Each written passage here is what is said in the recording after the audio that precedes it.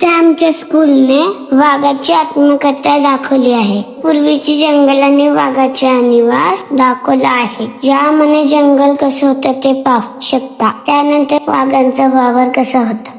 नंतर मानवी अतिरेकामुळे जंगल संपुष्टात आले. वाघांच्या जीवन मरणाचा प्रश्न उभा राहिला. फक्त वाघच नाही तर पूर्ण प्राणी मात्रावर ही वेळ आली. डेव्हलपमेंटच्या नावाखाली मोठमोठे इमारती, कारखाने, हायवे यांनी आमचे जंगल संपवलं. आम्ही जगायचं कसं?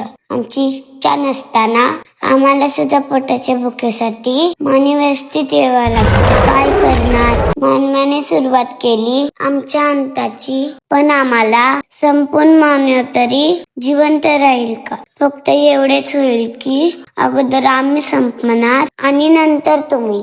एवढंच काय तो फरक आहे. आता तरी सावध व्हा आणि जंगल वाचवा. म्हणून प्रत्येकाने झाडे लावा, जंगल जपा, भविष्य वाचवा. आमच्या स्कूलचा कन्सेप्ट तुम्हाला कसा वाटला?